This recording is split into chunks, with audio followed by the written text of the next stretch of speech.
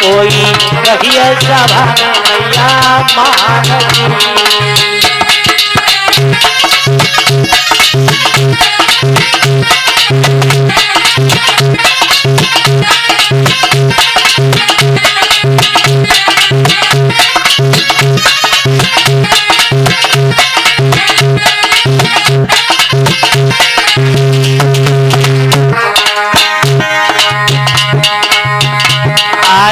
आस लगाई बड़ी देर से मेरी मैया, अरे आस लगाई बड़ी देर से मेरी मैया, कोई रखिए सभा में मैया महानदी।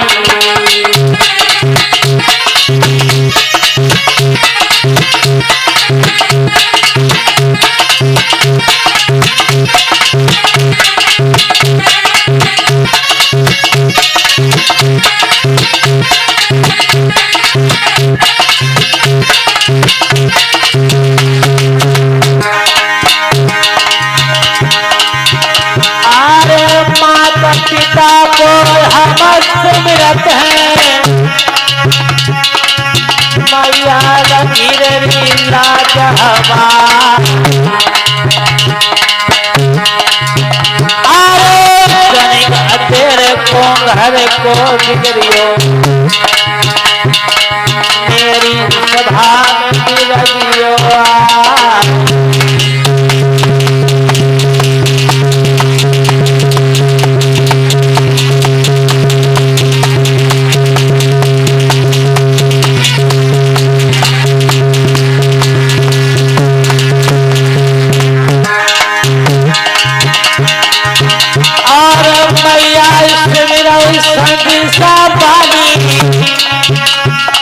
काली नदिया करे करया,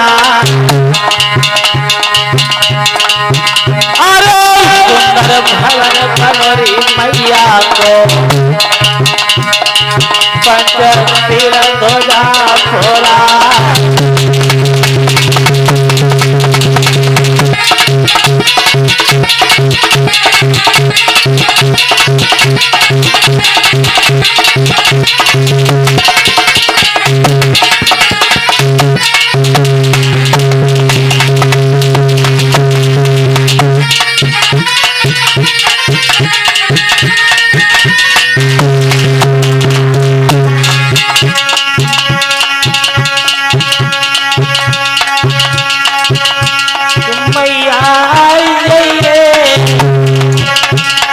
मैया आई जाइए, ज्ञान बताई जाइए, मैंने आप गिरने आई।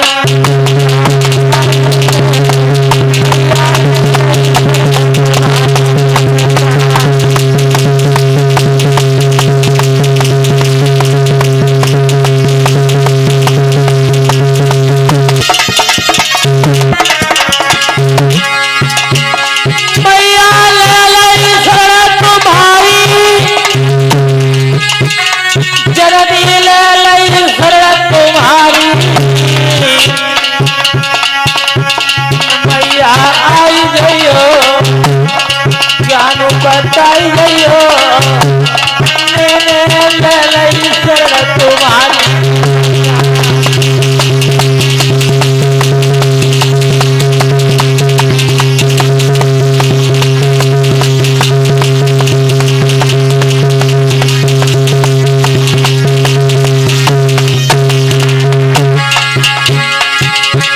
सुंदर भवन बनो मैया को,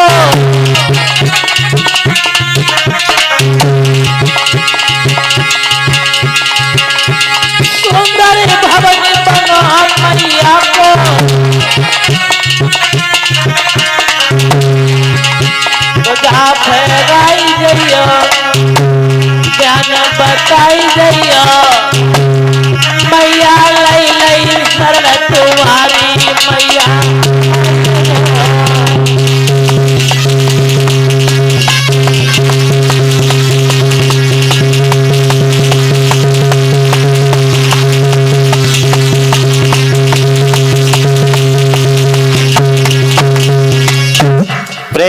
बोली भगवान बुद्ध की, महामाया मैया की, पंचशील दरबार की।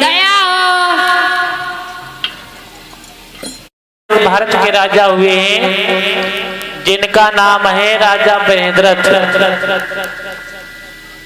और बृहद्रथ से पहले 10 राजा, 9 राजा और हो चुके थे, 10वें राजा हुए थे महाराज बृहद्रथ।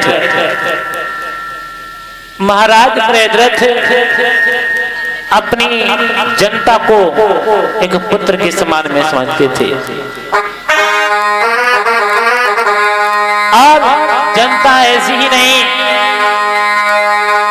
सभी को बहुत ही प्रेम के भाव से रखते थे। बहुत ही मेरा इस देश में बहुत धर्म के अलावा और कुछ दूसरा नाम नहीं लेता था।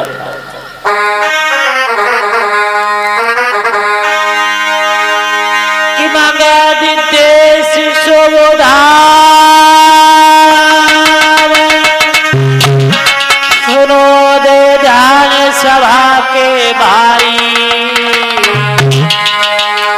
अरे राजा बृहद्रथ नाम है, अब सुनियो ध्यान लगा।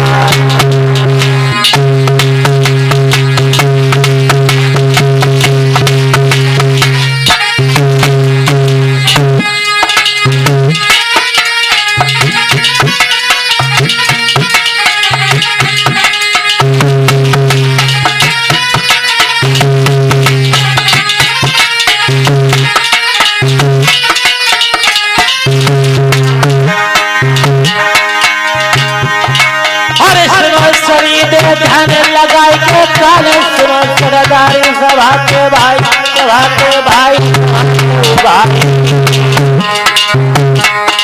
अरे राजा बृहद्रथ नाम है, अब सुनियो ध्यान लगाई।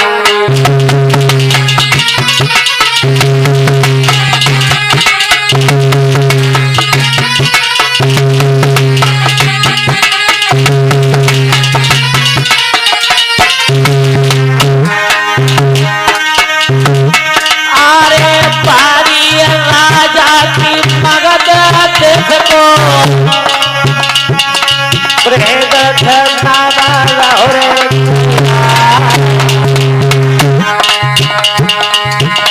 अरे खुशी से पर जाने सबई कहत नमो बुधाय।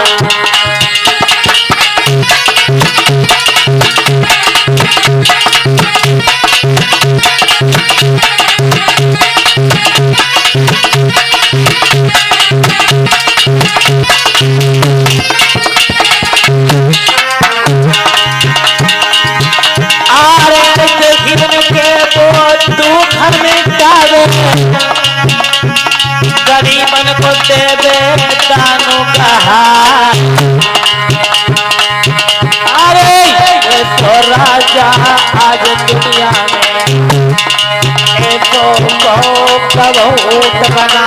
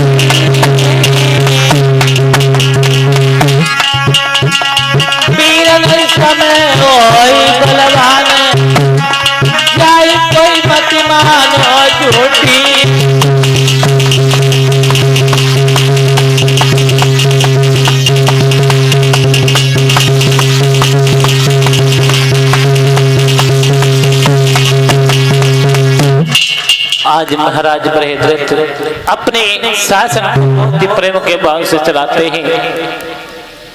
जनता को किसी प्रकार की कोई दिक्कत परेशानी नहीं होने देते हैं। अब तो महाराज बृहद्रथ का नाम जो है बहुत बड़ा हो गया है। बौद्ध धर्म हमारे भारत में पूरे विश्व में था। जहां से सूरज उगता है और जहां पर अस्त होता था वहां तक का राजा बृहद्रथ का शासन था। तब नेपाल और पाकिस्तान कई देश हमारे देश में थे।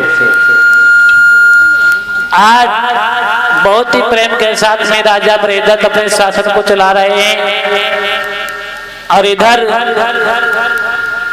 चीन का बासी पुष्मित सुंग जो ब्राह्मण है उसने सुना है कि भारत सोने की चिड़िया कहा जाता है। आज उसने विचार किया और विचार करने के बाद में धम्मबंधु उसने भारत देखना चाहा और भारत में आया है। आने के बाद मगधराज ने पूछा तो गांव के गलियों में घूमने लगा है और किसी से पूछ रहा है, कहने लगा है भैया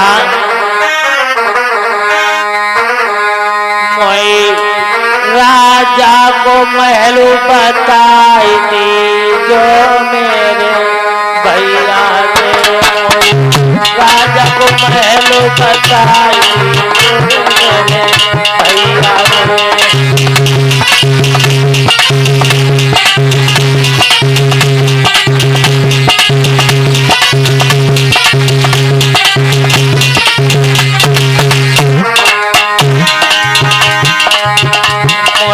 राजा को महल बताई जो मेरे भैया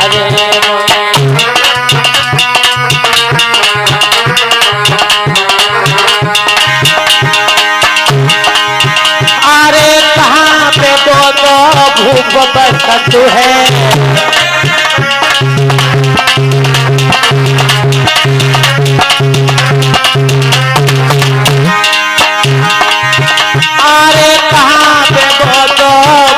बरसत है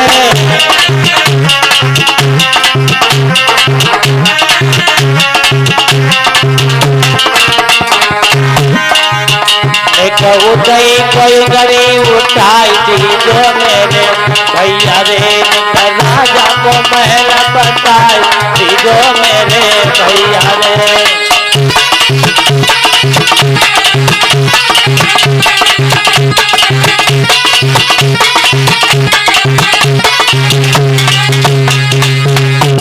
आज राजा बृहद्रथ के राज्य में आया पुष्मित सिंह जो चीन का वासी था। पुष्मित गांव की गलियों में घूमने लगा है, आवाज लगाने लगा है, कहने लगा है भैया हमें महाराज बृहद्रथ का महल बता दो। कहाँ पे महाराज बृहद्रथ रहते हैं और कहाँ पर उनका शासन है। तो कुछ गांव के लोगों ने बता दिया जो सबसे बड़ा महल और सबसे सुंदर गेट होगा वही जो है महाराज बृहद्रथ का महाराज का राज दरबार होगा। आज बृहद्रथ का पूरा पता पूछने के बाद पुष्मित सिंह जो ही महाराज बृहद्रथ के राज दरबार के सामने पहुंचा। तब तक पहरेदारों ने घेर लिया। कहाँ जा रहे हो? एकदम से पुष्मित कहने लगा भैया मैं महाराज से मिलने जा रहा हूँ, मैं नौकरी की तलाश में आया हूँ। आज इतनी बात को सुनने के बाद में उस सिपाही ने जाकर के महाराज बृहद्रथ को सूचना दी है महाराज अपनी राज दरबार में कोई भिखारी मालूम हो रहा है और वो कह रहा है हमें महाराज बृहद्रथ को से मिला दो। हो सकता है कोई नौकरी की तलाश में आया है। महाराज ब्रहद्रथ ने तुरंत ही कहा जाओ उसे बुला करके लाओ। आज सिपाही जाकर जाता है और तुरंत ही ब्रहद्रथ ने पुष्यमित्र को बुलाया। आज जो ही पुष्यमित्र महाराज के द्वारे पर आया तो दोनों हाथ जोड़कर कहने लगा है महाराज आप जो है हमें अपने यहाँ पर नौकरी पर रख लीजिए। तो महाराज ने पूछा आपका नाम क्या है, आप कहां से आए हो? तो पुष्यमित्र कहने लगा है पुष्यमित्र शुंग हमारा नाम है और मैं चीन देश का वासी हूँ। हमारे देश में कोई हमारा इशारा नहीं दे रहा था, इसलिए मैं सोचा चलो भारत जो है सोने की चिड़िया कहा जाता है, यहाँ पर जो है हर मानव पर दया की जाती है, कोई भी कितना गरीब हो सहारा उसे दे दिया जाता है। इसलिए मैं इस देश में आया हूँ। आप जो है मुझे अपने घर पर नौकरी करने के लिए लिख दीजिए। आज इतनी बात को सुनने के बाद में महामंत्री जवाब देने लगा है महाराज तुम्हें नहीं मालूम है, एक तो अनजान व्यक्ति है और वो भी अपने देश का नहीं है, वो भी चीन का है और पुष्यमित्र शुंग अपना नाम बता रहा है और जात बता रहा है शुंग, पुष्यमित्र शुंग। इसलिए महाराज आप इसे नौकरी पर मत रखिए। आज अपनी बात को सुनने के बाद मैंने धम्मबंधु राजा ब्रहद्रथ ने कहने लगे हैं हे महामंत्री तुम ज्यादा बातें करते हो, मैं कोई भी काम करूं या ना करूं मुझे तुमसे कोई राय लेने की फायदा नहीं है। आज महाराज ब्रहद्रथ ने क्या किया है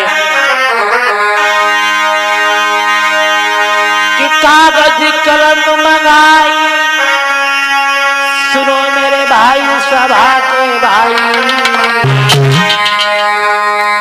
और पुष्यमित्र को नाम दे फिर लगी लो मेरे भाई।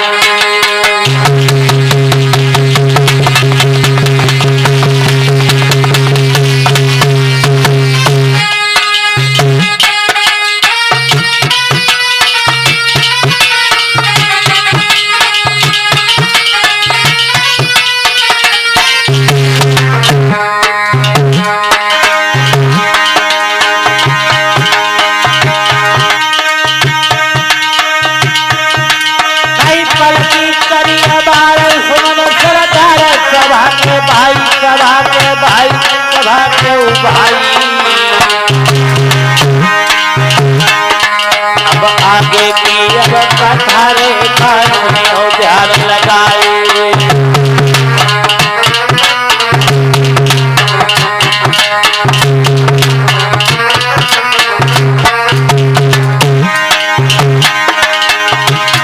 अरे कुत्ता हार मार सलाई छोड़े जाए भाई रबड़ी खीरी खवाई, अरे सर पर कोई चेहरा हो गए जाए भाई पी जाऊ दूध पीवा।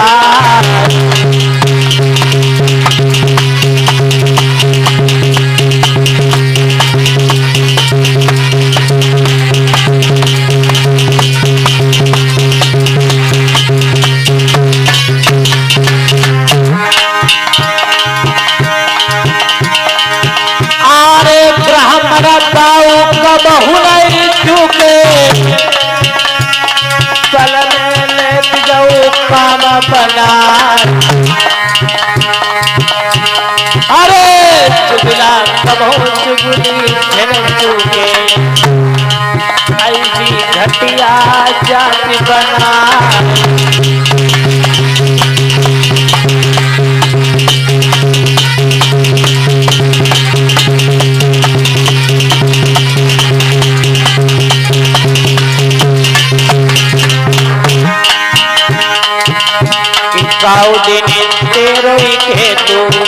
जार गो जो बूढ़ी भैंस को प्यार के तू जार गो जो बूढ़ी भैंस को पड़रा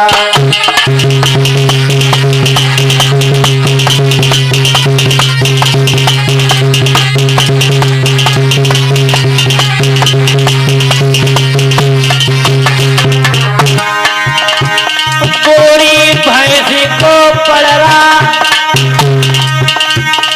बूढ़ी गैया को बछड़ा काऊ बिने प्यार के तो उजार को बूढ़ी भैंस को पड़रा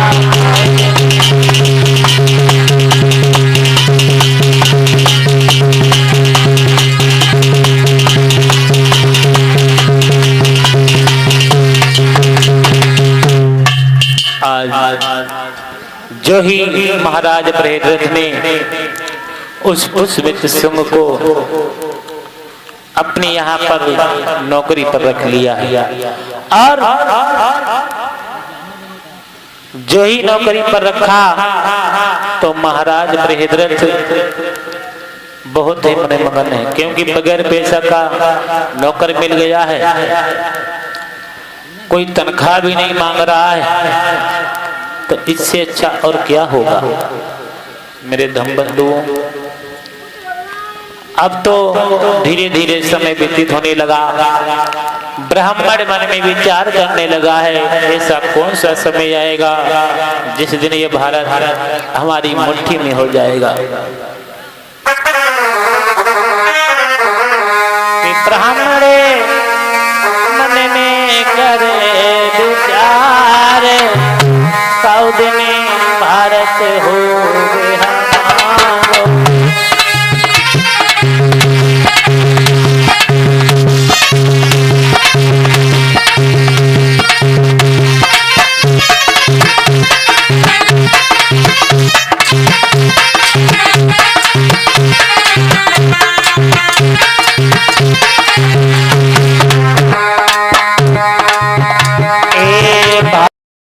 भारत हो हमारो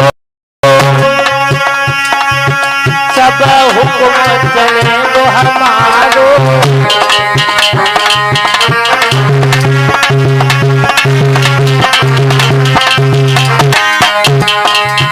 ए भारत हो हमारो सब हुक्म चले वो हमारो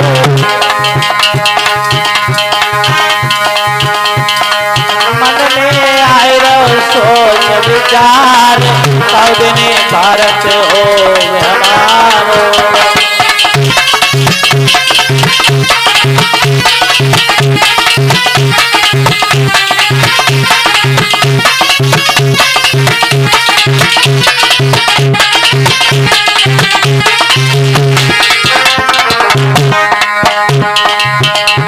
वो सोच सुख मन में विचार कर रहा है और इतना ही नहीं विचार कर रहा है मेरे धम बंधुओं, पता नहीं ऐसा कौन सा समय आएगा जिस दिन ये भारत के लोग बगैर हमसे पूछे कोई काम नहीं करेंगे। घर में जब मुंडन होवे तब हम चौराई चले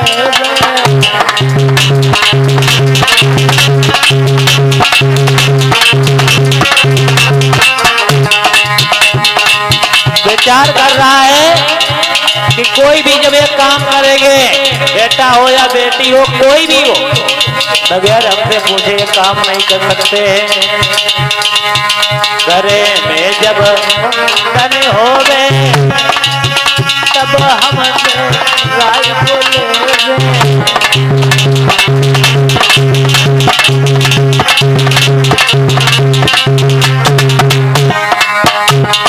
मन में करी लो सोच विचार सऊद में भारत हो हमारा।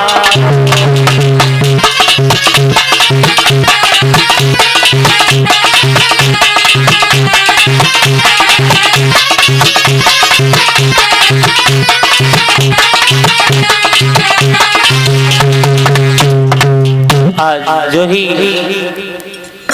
महाराज के घर में नौकरी कर रहा है पुष्यमित्र शुंग और विचार कर रहा है पता नहीं ऐसा कौन सा समय आएगा जिस दिन ये भारत जो है हमारी मुट्ठी में होगा।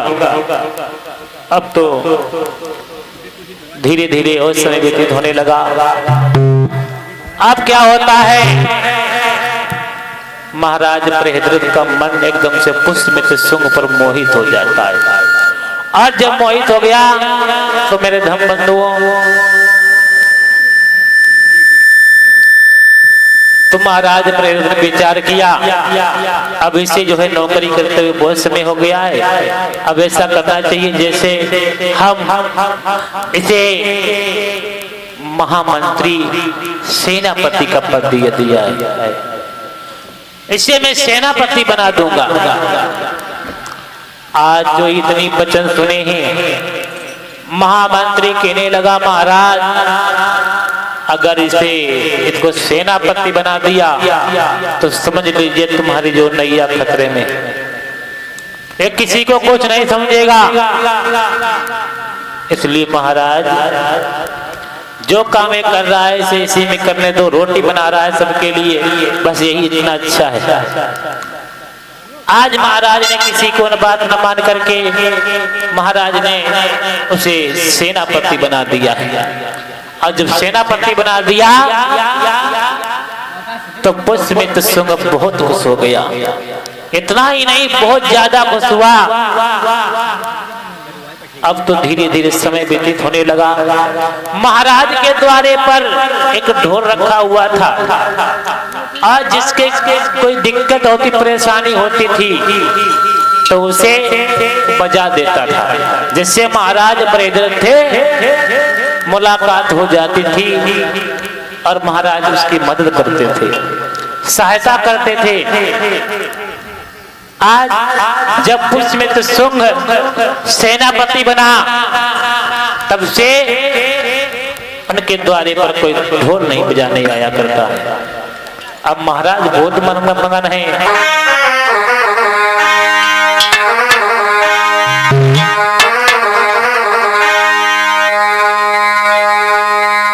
महाराजा खुशी मनाते मन में अति हर्षाते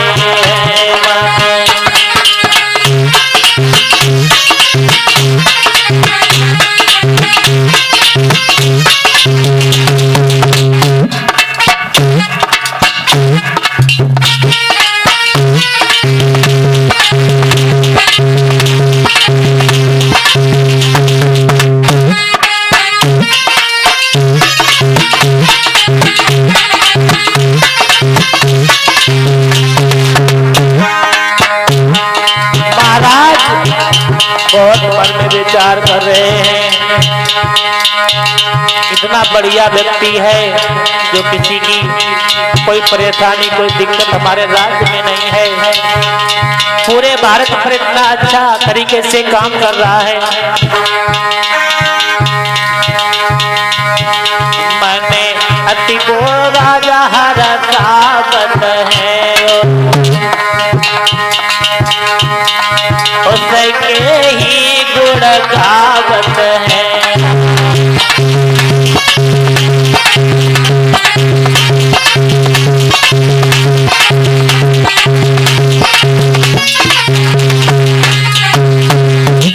आज महाराज राजा बृहद्रथ पुष्यमित्र के इस गुण गा रहे हैं धीरे धीरे। और क्या होता है, एक दिन का जिक्र हुआ। महाराज बृहद्रथ धीरे धीरे उस समय व्यतीत हुआ। एक दिन का जिक्र है, महाराज बृहद्रथ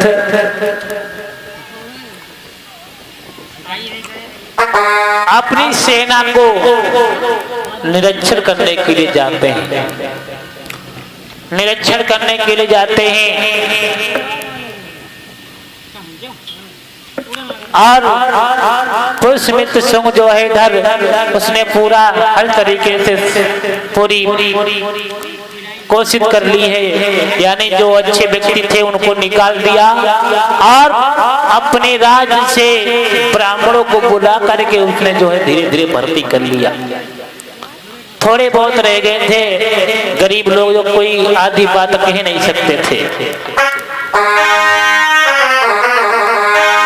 और महाराज बृहद्रथ और पुष्यमित्र शुंग एक दिन का जिक्र है, अपनी सेना को देखने के लिए जाते हैं और देखने के लिए जाते हैं हमारी सेना दुखी है या सुखी है।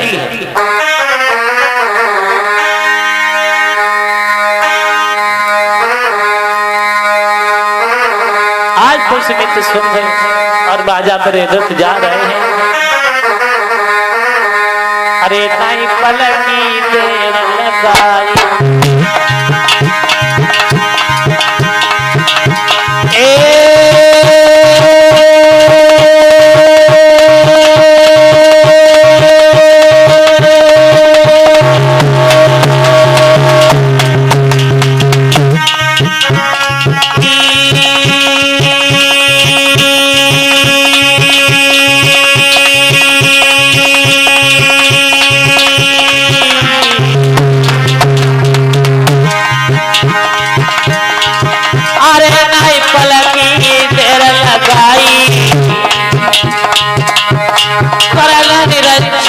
भोज को जाई,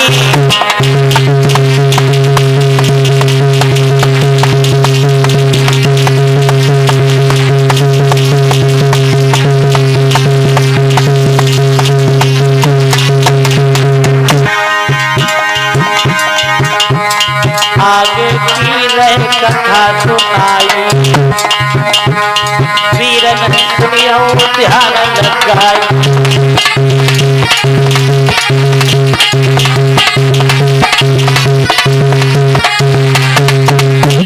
आज ही महाराज बृहद्रथ फौज को देखने के लिए जाते हैं, कौन सुखी है कौन दुखी है। और जो ही महाराज बृहद्रथ हर जगह घूम रहे हैं, दिखा रहा है पुष्यमित्र शुंग धीरे धीरे गांव से कुछ दूर और निकल जाते हैं और जो ही एक घना जंगल पड़ता है, और घना जंगल जो ही पड़ा है तो देखा है सामने से पुष्यमित्र शुंग ने एक शेर आ रहा है, शेर आ रहा है। महाराज बृहद्रथ के हाथ में तलवार है, पुष्यमित्र के हाथ में जो है कुछ भी नहीं है। आज पुष्यमित्र शुंग कहने लगा महाराज भाग चलो, नहीं तो ये शेर हमको आकर के खा जाएगा। एकदम से महाराज बृहद्रथ कहने लगे अरे हम शेरों की औलाद हैं, हम किसी से शेर से डरते नहीं हैं। आज इतना कहने के बाद राजा बृहद्रथ हाथ में तलवार लेकर के आगे बढ़ जाते हैं। अरे हाथ में जो ही तलवार को लिया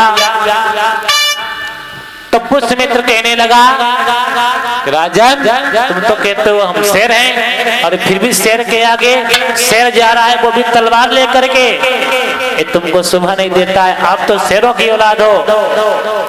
आज राजा बृहद्रथ नहीं समझ पाए, उसने राजा बृहद्रथ नहीं समझ पाया, कोई साथ में नहीं है, पुष्यमित्र शुंग साथ में था और कोई नहीं साथ में है। आज महाराज बृहद्रथ ने राजा बृहद्रथ ने पुष्यमित्र शुंग को जो ही अपने हाथ की तलवार दी है।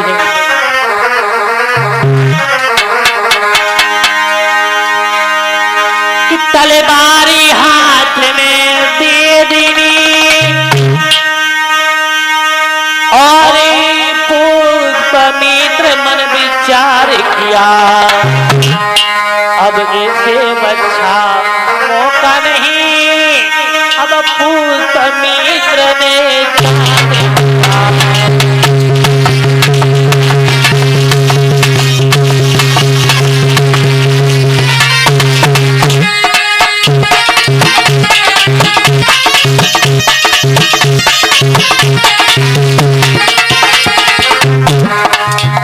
आज पुष्यमित्र शुंग मन में विचार करने लगा, हाथ में तलवार मेरे है, राजा के पास कुछ नहीं है, आज महाराज बृहद्रथ उस शेर के सामने जाकर के युद्ध किया और शेर को मार दिया।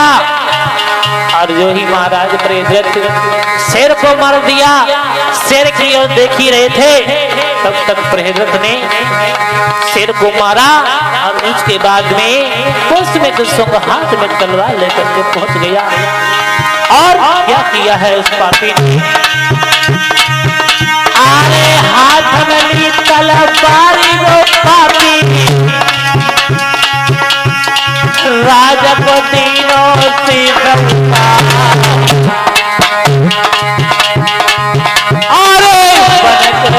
जब राजा मरियो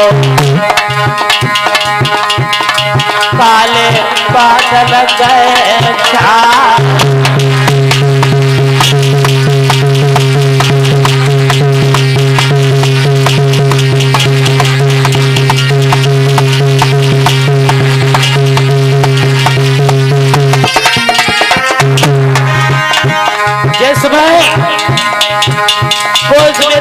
ने हमारे बृहद्रथ राजा को मार दिया और मारने के बाद में तुरंत जाकर के गद्दी पर बैठ गया।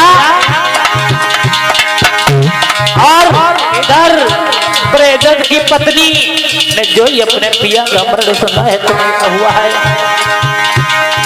पति को मरण सुना रानी ने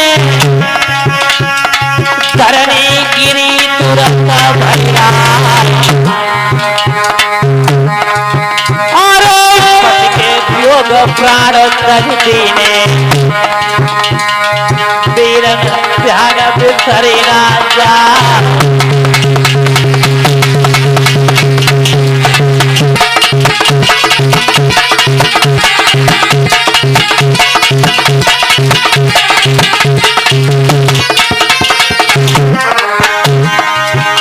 और जैसे में मैया बृहद्रथ की पत्नी अपने पति के वियोग में दुख के कारण मैया ने अपने दम को छोड़ दिया है।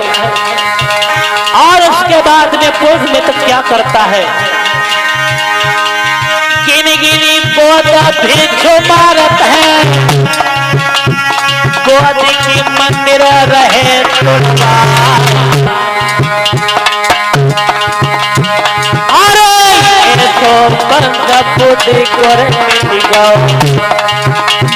रक्षा करी बोले भगवान।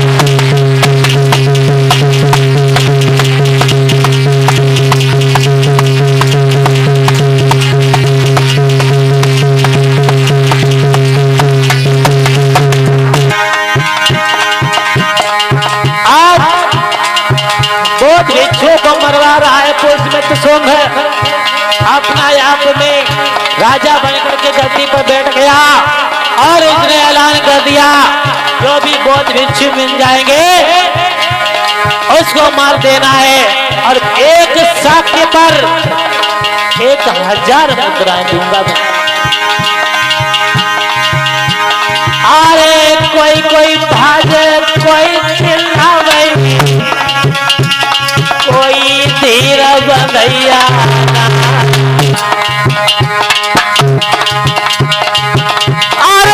सरयू नदी जहाँ पर बह रही, खून से लाल लाल हुई जा।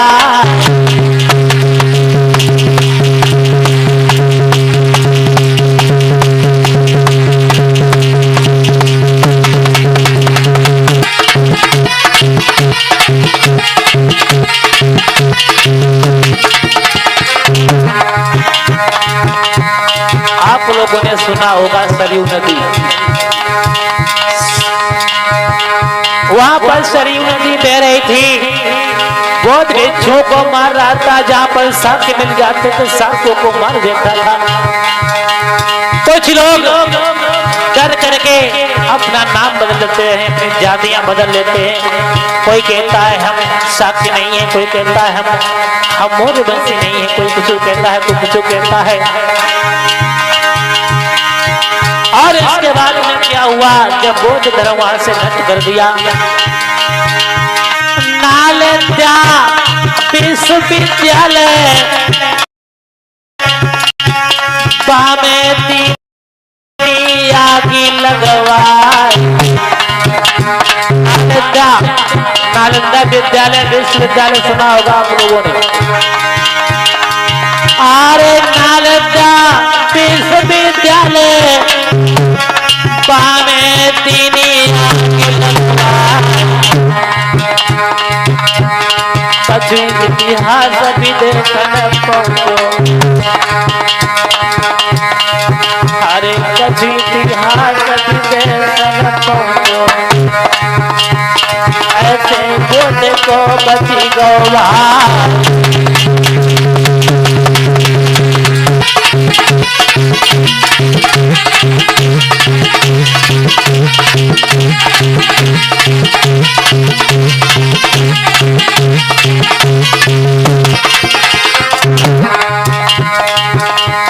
समय सम्राट अशोक ने बौद्ध धर्म को अपनाया था। कलिंग युद्ध पर राज करने के बाद उपगुप्त नाम के बौद्ध भिक्षु से सम्राट अशोक ने धम्म दीक्षा ली थी और उसके बाद में अपने पुत्र और पुत्री को संघमित्रा बौद्ध को और महेंद्र को जो है राजा अशोक ने देश विदेश के लिए बौद्ध प्रचार करने के लिए भेजा था। और वो भी जहां पर भगवान बुद्ध ने बौद्ध ज्ञान को प्राप्त किया था उस पीपल की डाली को लेकर के बौद्ध श्रीलंका को ले जाया गया। और इधर इन लोगों ने उस पीपल को भी जल से कटवा दिया था ब्राह्मणों ने। आज 2600 वर्ष हो गए भगवान बुद्ध को इस धरती पर आए हुए। उसको जड़ से कटवा दिया था। और उसके बाद में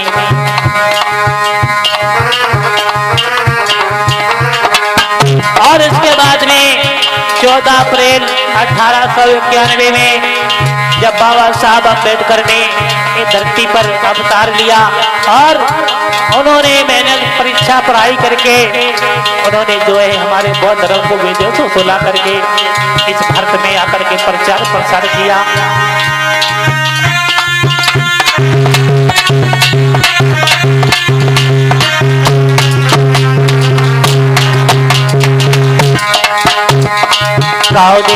बाल सुआ उड़े जाबेंगे तोता बने विदेशी। बाल सुआ उड़े जाबेंगे तोता आए विदेशी।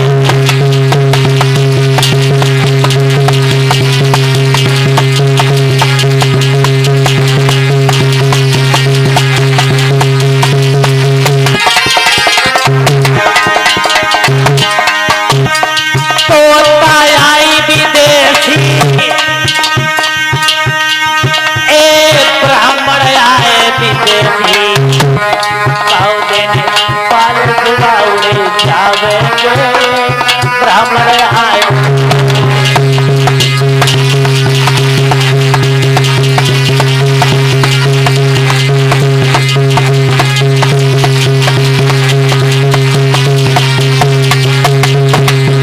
प्रेत बोले भगवान बुद्ध की।